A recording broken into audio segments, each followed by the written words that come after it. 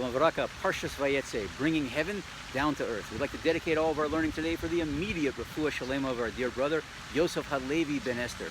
We learn from the Rebbe that a tzaddik's life is not a life of flesh and blood. It's a fusion of physicality and spirituality. A tzaddik is a living reflection of Hashem on the earth. And we see in our Parsha that Yaakov Avinu, it says that he set out. The Torah used the word ufrasta. Parasta means to break through. He broke through the barriers between physicality and spirituality. And he left from a place called Beersheva, from the word Shavua, oath. This is the oath that our soul makes on high, one with Hashem, before we descend down into the physical world. And he went to a place called Haran. Haran is indicative of anger, materiality, klipa. He went from on high to a place lower. But the Torah uses the word Harana with a hey on the end. And we can see from this that he is able to take or borrow the hey from Hashem's name and infuse the holiness from where he comes from where we come from, into the place where he's going. And this is how we should go about our every day and everything we do, by taking the holiness that we're gifted from Hashem and infusing it into the mundane, thus elevating the world and making a dira for Hashem. If you were in a room that was closed on 6 sides, with no windows and no doors, completely sealed, don't ask me how you got in there. The only thing you had in there with you was a little tiny birthday candle, and you were able to light this birthday candle, it would make the world of difference.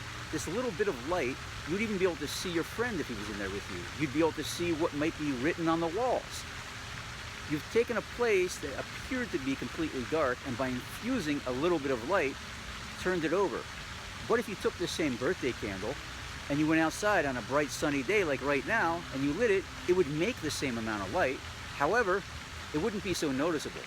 So we see when we're coming from a place where we're coming from, holiness, into a place of materiality, the light that we bring there is intense. It's vivifying.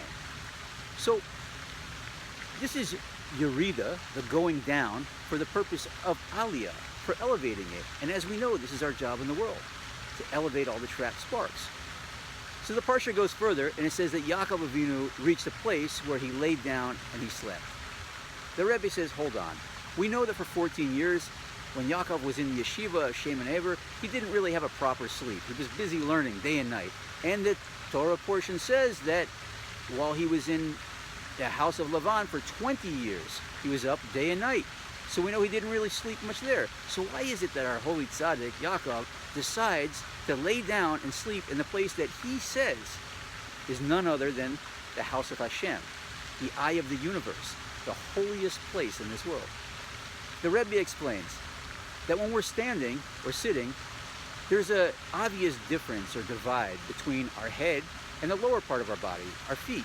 And our head is what houses our brain, our mochim. This is the seat and the main part of our soul that animates our body.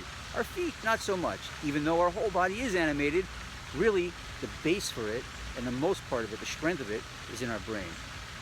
This laying down of Yaakov Avinu, and specifically the holiest place in the world, is the leveling of physicality and spirituality.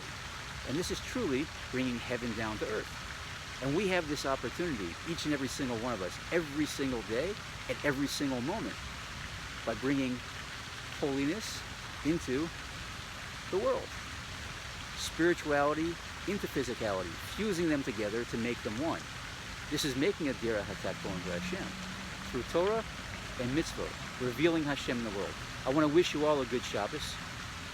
And even before we don our Shabbos clothes, we should be singing and dancing hand in hand into the Beis HaMikdash HaShlishi with our Rebbe singing a new song, Yehi HaMelech.